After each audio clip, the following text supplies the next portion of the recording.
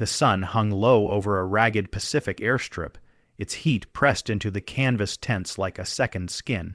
The war was over, but the silence that followed was stranger than gunfire. A line of Japanese women, still in tattered khaki and salt-stained shirts, stood rigid as an American military policeman barked an order that made time freeze. "We need to inspect your bra." The words landed like shrapnel. The women stared, unblinking. They had heard of interrogations, of beatings, of shame as weapon. But this sounded absurd. And that absurdity made it even more terrifying. Their fingers twitched near their collars, waiting for what came next. Inside the tent, the air smelled of iron and damp rope. The Americans didn't smile, didn't leer. They looked tense, official. Somewhere in the distance, a jeep backfired and everyone flinched. The women thought, this is humiliation disguised as procedure. They had been taught that Americans were beasts, that surrender meant dishonor worse than death. Now they were being told to unbutton their uniforms. The sergeant repeated the phrase slower, softer. Inspection for contraband. None of the prisoners moved. One, barely 20, whispered, "They're going to strip us." Another clutched her sleeve and said nothing, eyes wide with disbelief. Then came a sound none expected, the quiet scuff of boots, followed by women's voices. American nurses stepped in, sleeves rolled, faces calm but firm. The men stepped back. The Japanese prisoners blinked, stunned. The inspection wasn't being done by soldiers. It was being done by women. The heat, the tension, the smell of sweat, everything mixed into one dizzying blur of confusion. The prisoners had prepared for humiliation, for vengeance, for rage. Instead, they saw discipline, care. Routine still, fear clung to them. Every movement of cloth felt like a test of dignity. One of the prisoners muttered in disbelief, "They're not mocking us, they're just doing their job." Outside, the ocean roared against coral like distant artillery. A gust of wind lifted the tent flap, and through it, the women caught a glimpse of a stack of confiscated satchels, cameras, and field radios, proof that something larger was happening here. And as the flap dropped, sealing them inside again, one thought echoed among them. If this isn't punishment, then what is it? The canvas walls flapped like lungs in the tropical wind, each breath thick with the smell of salt, sweat, and rusting metal. Inside the inspection tent, time moved differently, slow, deliberate, suffocating. The Japanese women stood barefoot on rough boards, their uniforms damp from humidity and nerves. An American nurse adjusted her gloves, voice steady but eyes cautious. "Please," she said, "we just have to check." It wasn't what the prisoners had expected. They had braced for laughter, for groping hands, for the cruelty they themselves had seen in occupied hospitals. But the Americans didn't leer, they didn't whisper, they moved with the cold precision of a medical procedure. Still, shame burned through the women like fever. One young POW, her collar still marked with the imperial chrysanthemum, stared at the floorboards. She could smell the iron in the nurse's scissors, hear the faint snip as thread was tested for hidden seams. Every small sound, canvas creaking, boots shifting, breath catching, amplified her fear. Outside, soldiers loaded crates onto trucks, engines humming.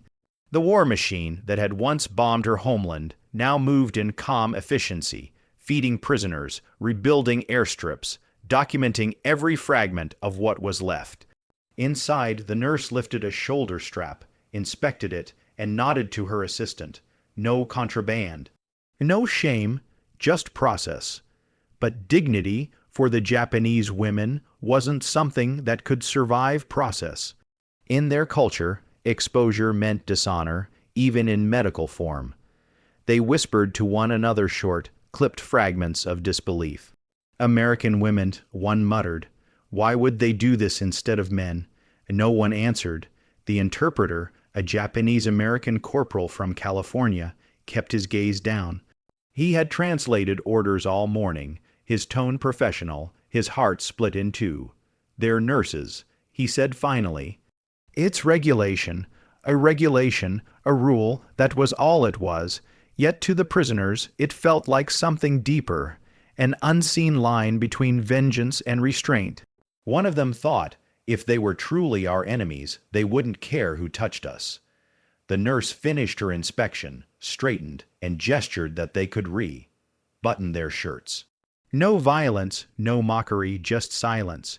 The women dressed slowly, eyes lowered, wondering what punishment would follow for showing weakness. Then a whisper spread. The real reason for the inspection wasn't humiliation, it was fear of spies. The whisper rolled through the tent like a breeze laced with disbelief. Spies, the word itself felt unreal. An insult and an explanation all at once. The Japanese women exchanged wary glances as the interpreter spoke quietly, translating the American nurse's words. "They're not trying to humiliate you. They're checking for messages. Codes, secrets sewn into thread." The women froze, the concept sinking in. During the height of the war, Japanese intelligence had hidden microfilm inside clothing seams. Tiny reels of instructions no bigger than a grain of rice. American officers had been warned to inspect every garment, every lining, every clasp. The logic was military, not personal. But to the women, it still felt like violation. One nurse picked up a khaki blouse and pressed the fabric between her fingers. She wasn't rough. She was searching, methodical. The sound of fabric rubbing against her gloves filled the silence. The prisoners watched, shame giving way to confusion. Could their empire's own tricks have caused this? Was this humiliation or justice coming full circle? Outside, another transport plane took off, its propellers chopping through the thick air like a clock marking time they no longer owned. The interpreter explained again, softer this time, "It's not about you. It's about what was hidden before. The Americans found cameras sewn into belts, messages folded into hems." The women remembered stories. "MEMBERS of my sane now DOOMEDCOM, PLIANCE, couriers smuggling orders through uniforms, even in phrasing surrender." Some had called it loyalty.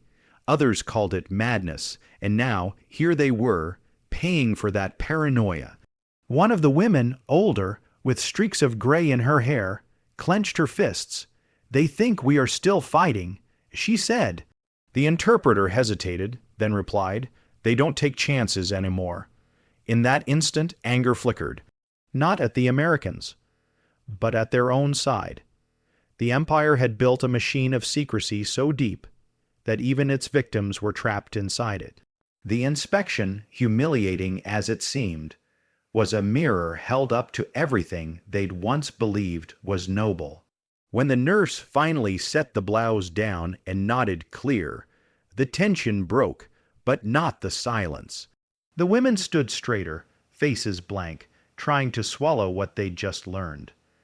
For the first time, the fear began to shift into something else, reflection. And then the interpreter's voice cracked softly through the air.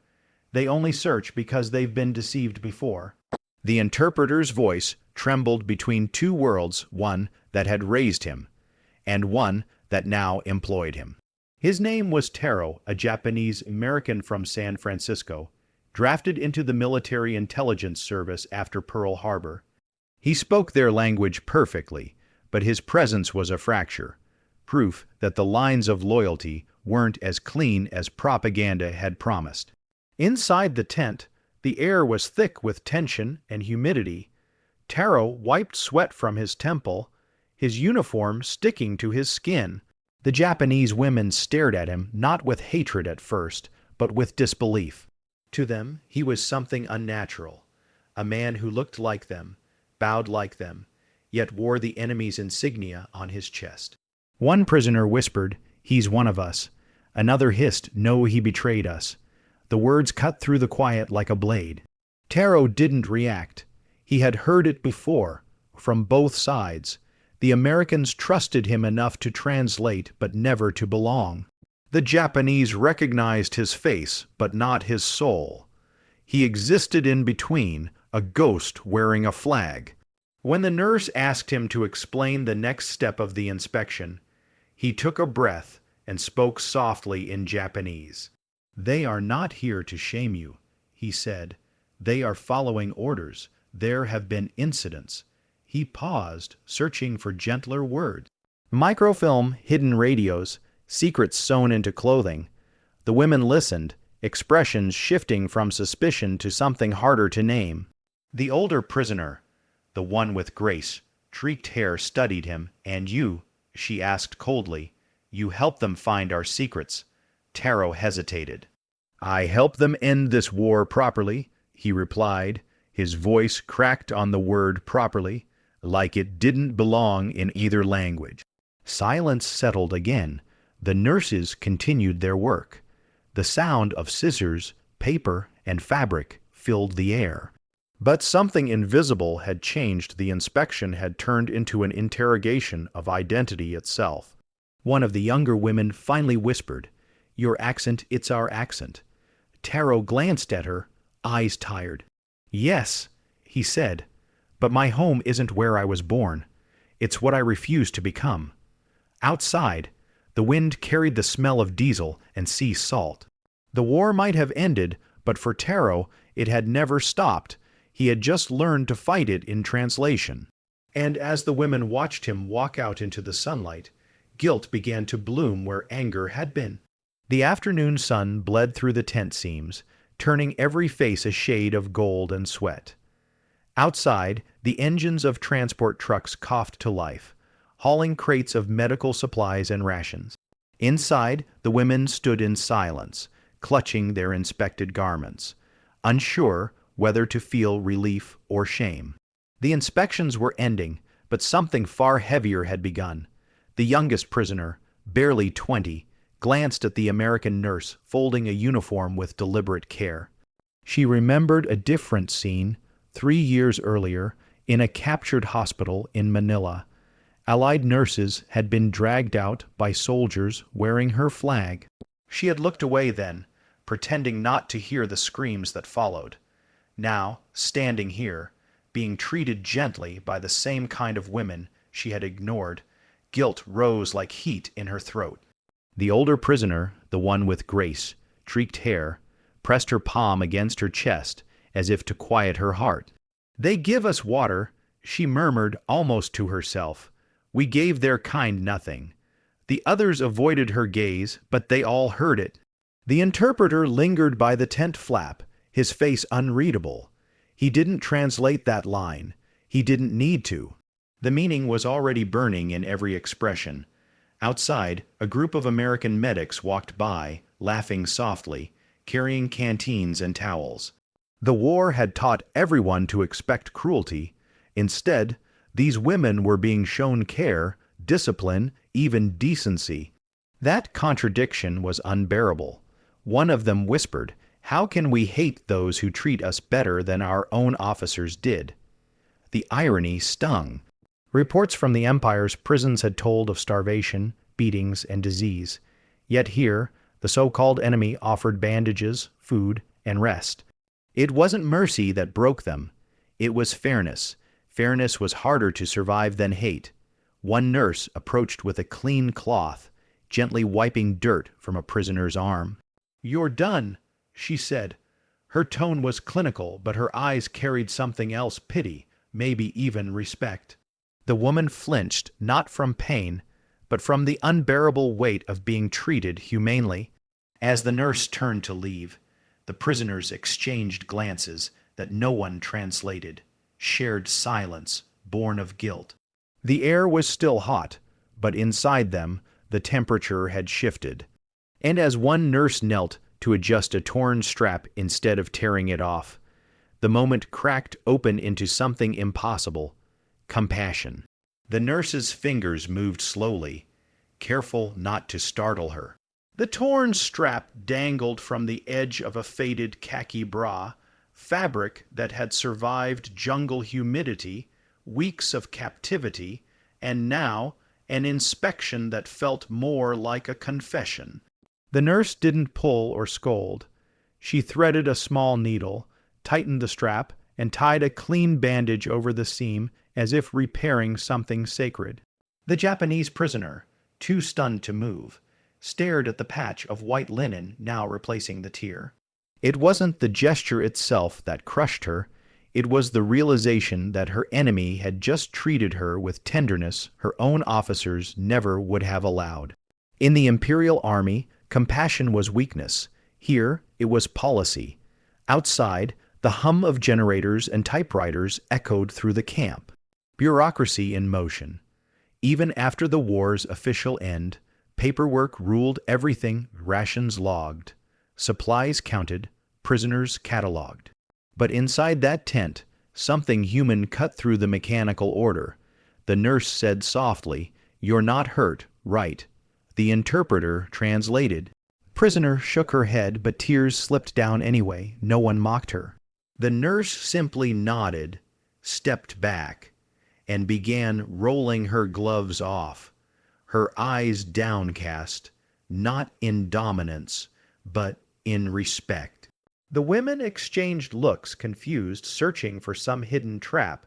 Was this kindness strategic, a performance? Yet every movement of the Americans was too mundane to be deceitful. It wasn't theater.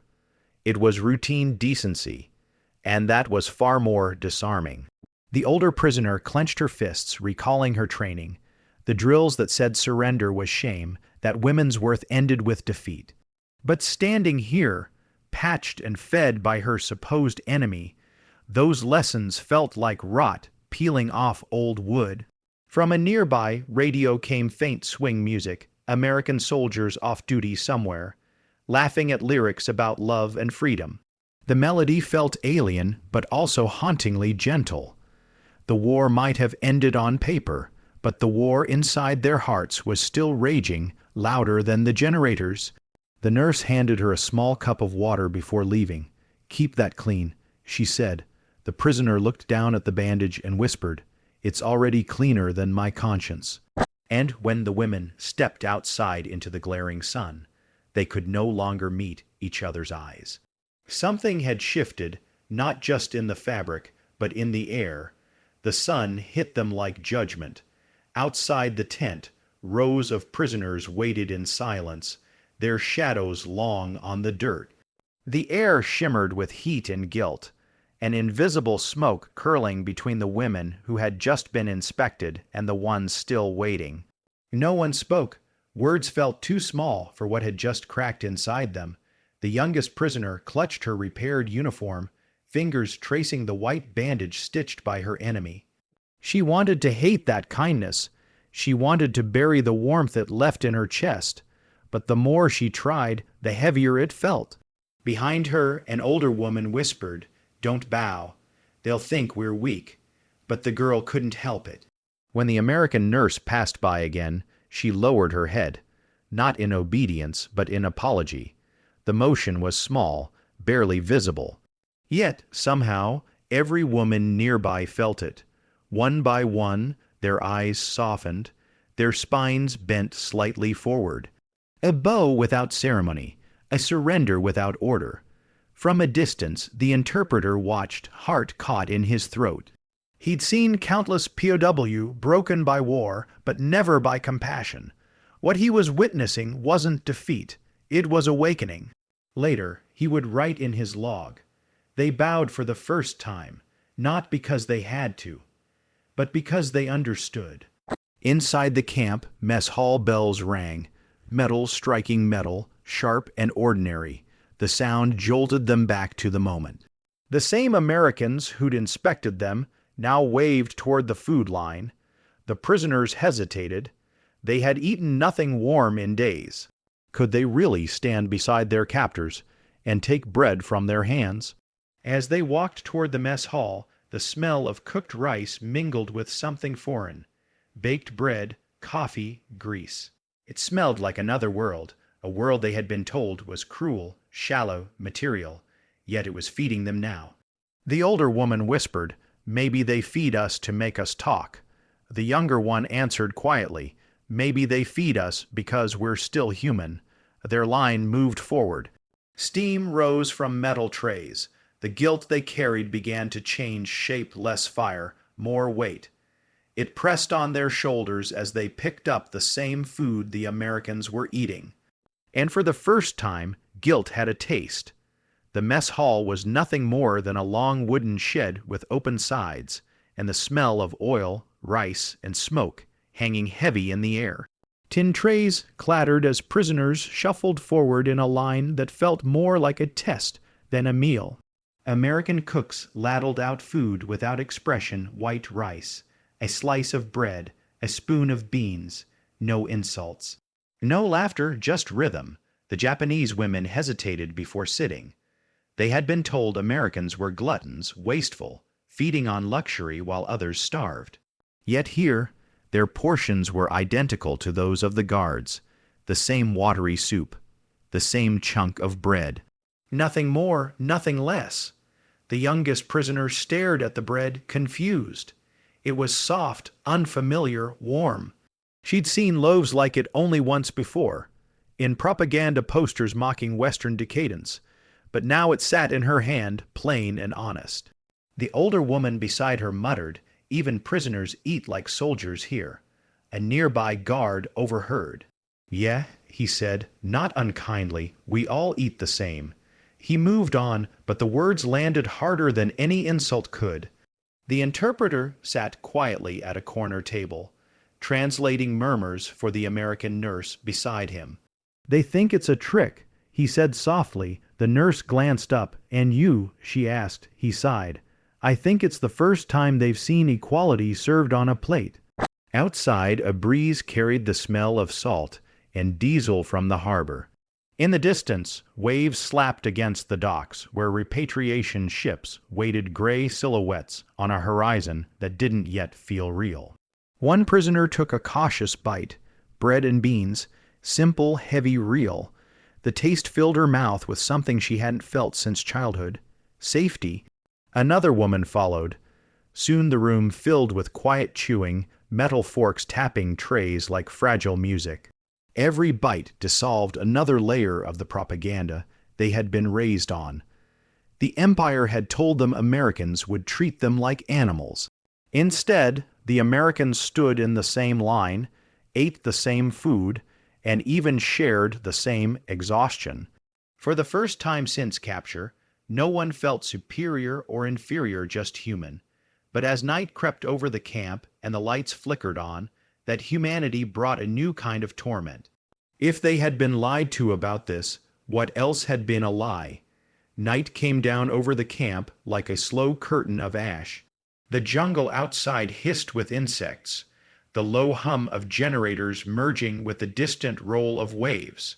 Inside the barracks, dim bulbs buzzed weakly, casting halos of light over the women lying awake on thin army cots. The food had filled their stomachs, but it had emptied something else: certainty.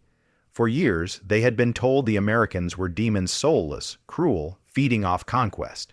Every classroom, every broadcast, every poster had promised the same story. Surrender meant dishonor, capture meant torment. Yet here they were, alive, fed, bandaged, even respected. It didn't make sense. The youngest woman turned on her side, staring at the wooden wall.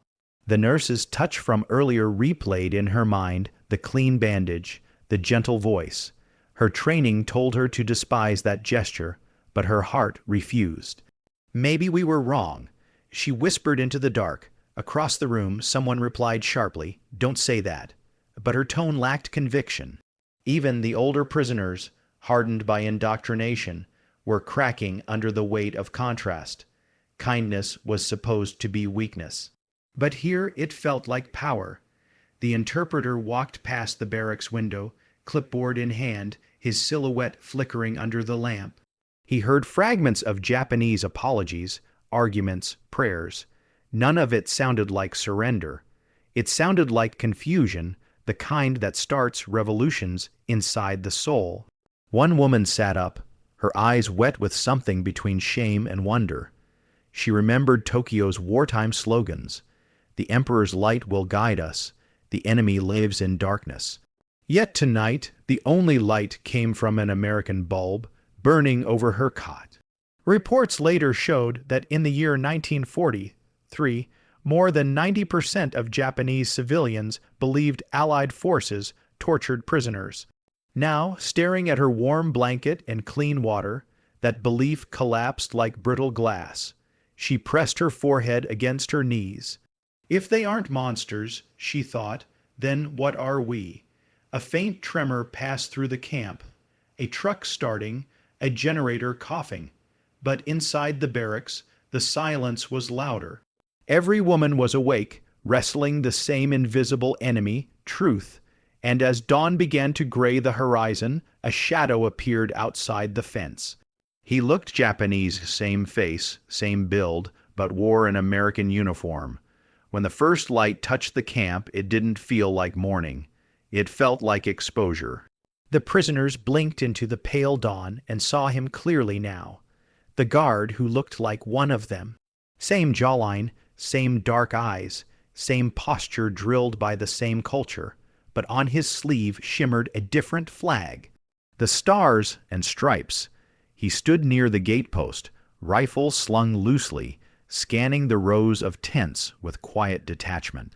To the Japanese women, it was a haunting mirror, one that reflected everything they didn't want to see. A Japanese face serving the enemy, a soldier who had chosen another nation. Whispers rippled through the barracks. He's one of us, and no, he's one of them. The words cut the air like blades. The interpreter, Taro, approached him briefly, speaking low. They exchanged a few words in English and Japanese, too soft to catch. Then Taro nodded and walked away, leaving the women staring at the man who shattered every category they knew. He was nice. I second-generation Japanese. American, one of more than 30,000 who had fought under the U.S. flag while their families sat behind barbed wire in American internment camps. His name tag read Tanaka. To the prisoners, it was both familiar and foreign. One of the older women whispered, "He looks like my son." Another hissed back, "No son of Japan would wear that flag." But even as she said it, her voice wavered. Tanaka's calm presence radiated something unnervingly human. He wasn't mocking them. He wasn't angry. He was simply doing his duty, with the quiet pride they once thought belonged only to their empire. As he paced, his boots thudded softly against the dirt. Each step echoed through their guilt, a reminder that the world had changed while they clung to myths. The empire had fallen, and yet here stood proof that loyalty could outlive nationality. Tanaka's gaze met one prisoner's eyes for a fleeting second. She looked away first, feeling something she couldn't name, envy, maybe, or recognition. Inside, breakfast trays clattered again. Outside, the guard adjusted his rifle strap and looked toward the horizon where ships waited to take the prisoners home. The war was ending in paperwork and transport schedules, but for these women, it wasn't over yet. Not until someone spoke the truth aloud. And when one of them finally did at dawn the next day, her words cut through the stillness like confession. The sky turned the color of old paper as dawn seeped over the camp. Mist clung to the wire fences, muffling every sound until even footsteps felt sacred. The prisoners lined up for morning count, faces blank, breaths clouding in the cool air, but one woman, small, pale, barely speaking since capture, stepped forward out of line. Her knees trembled, but her eyes were steady. Tanaka, the nice-eye guard, froze. The interpreter moved closer, clipboard in hand, ready to translate. The woman bowed once, low and deliberate. "I need to say something," she said softly in Japanese. The interpreter hesitated. "This is not an interrogation," he whispered. She shook her head. "I'm not confessing a crime." The others turned to watch, breathless. The sun was just cresting the horizon, slicing gold light through the mist. "Then what are you confessing?" Taro asked quietly. The woman swallowed. "Hatred," she said. "I need to confess my hatred." Her words landed like gunfire in the silence. "Alter," prisoner Looked at Tanaka, the guard with her people's face and her enemy's uniform, and continued. I was raised to think you were less than human, that Americans were beasts, that surrender was shame. She paused, voice trembling. But you gave us food, you gave us dignity. You did not take what you could have taken. Taro's throat tightened as he translated each word. The air around them felt electric, fragile. The woman's voice dropped lower. When I saw the nurse fix my uniform, I thought she wanted to shame me, but she wanted to help, and that broke something in me, because I realized. She looked down, fingers twisting the fabric of her sleeve. We were the cruel ones. Tanaka's expression didn't change, but his grip on the rifle eased. You don't need to apologize to me, he said quietly in English. Taro translated, his voice cracking on the last word. The woman bowed again, deeper this time. Maybe not, she replied, but I need to apologize to myself. The silence afterward was thick, painful, and pure. Even the birds seemed to stop. Then Tanaka nodded once, crisp and respectful, a soldier acknowledging another's courage. No one clapped, no one cried, but the air itself felt lighter. That morning the war didn't end with a treaty. It ended with a whisper. And as the prisoners returned to their barracks, one of them began writing letters she knew would never be sent. By the third morning, the camp had grown quieter, not peaceful, just hollow. The distant drone of supply trucks replaced the sound of shouting. The guards spoke less. The women no longer whispered in fear, but in reflection. Something invisible had changed since that dawn confession. Guilt, once corrosive, had turned into the need to speak, to explain, to justify, to understand. That's when the letters began. Scraps of paper from ration boxes, torn notebook covers, even the backs of old American memos. They became canvases for unspoken truth. The Japanese women sat on the barracks floor, using charcoal stubs and dull pencils, writing in neat vertical lines. The interpreter had offered envelopes. They refused. These aren't for mailing. One said, they're for remembering. Each letter was a mirror. Some began with family greetings, others with apologies that bled into philosophy. I met the enemy, one woman wrote, and she washed my wounds. Another scrawled, we were told mercy was weakness. They taught us it is strength. The nurse who had fixed the torn brow once peeked into the barracks doorway, saw them writing, and quietly stepped back. She didn't need to ask what they were doing. She already knew. Taro, the interpreter, collected some of the letters later, not officially, just instinctively. Years after the war, historians would find hundreds of these unsent pages preserved in dusty boxes, marked only POW personal effects. Their ink had faded, but the emotion hadn't. The women wrote about food, about heat, about the faces of the Americans who'd refused to hate them. They wrote about the moment their world, used cracked open under kindness, and every page carried the same undertone, guilt, rediscovered humanity, and the quiet terror of self-awareness. One passage, written in trembling brushstrokes, read, "They searched our clothes but not our dignity. That was our punishment, to be treated like humans after what we did." By dusk, the letters filled a wooden crate. None would ever reach Japan. Many women wouldn't live long enough to return home. But, for that night, the act of writing became their confession booth. Outside, the harbor lights flickered on. Ships waited like ghosts in the mist, ready to take them back to a homeland they no longer fully recognized. And as the engines warmed in the distance, one woman folded her final letter and tucked it beside the very bra that had started it all. The morning they were to leave, the sea lay flat as glass. The sky, pale and endless, mirrored the quiet inside the camp. Crates were stacked, roll calls completed, paperwork stamped with official seals that smelled faintly of ink and salt. The war was over, at least on paper, but as the Japanese women lined up to board the repatriation ship, each carried something heavier than her duffel bag, shame folded neatly between memories. They walked past the American nurses who had inspected them weeks earlier.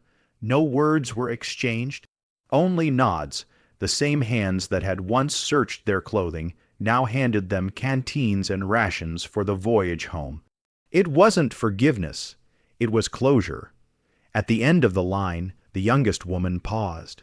She reached into her pack and pulled out the item she had kept hidden, not contraband, not a secret, but a symbol. The same bra that had started it all, washed, mended, folded carefully. The white bandage still held firm where the American nurse had stitched it. She stared at it for a long moment. Around her, gulls wheeled and screamed above the docks, their cries echoing over the steel hulls. Somewhere behind her, Taro the interpreter called out the final names on his list. She didn't turn. The guilt she'd once felt had evolved into something quieter, almost reverent. The Empire had promised purity, loyalty, unyielding pride. But here, she had learned something the Empire never taught, that mercy could wound deeper than hate. When her turn came to step onto the gangway, she hesitated. The American guard, Tanaka, was stationed nearby, his posture crisp, his eyes steady. Their gazes met for the first and last time. She bowed not as prisoner to soldier, but as one human to another who had carried the same blood across opposing flags. Tanaka returned the bow just once, no words, no translation needed. As she boarded, the ocean breeze lifted the tent flaps behind her, the same canvas where everything had begun. She turned for one last glance at the camp, at the nurses, at the interpreter standing in sunlight. And she thought, they searched our clothes, but not our dignity. The ship's horn sounded, long and low. The dock fell away beneath her feet. The island shrank into memory. The war, finally, was silent.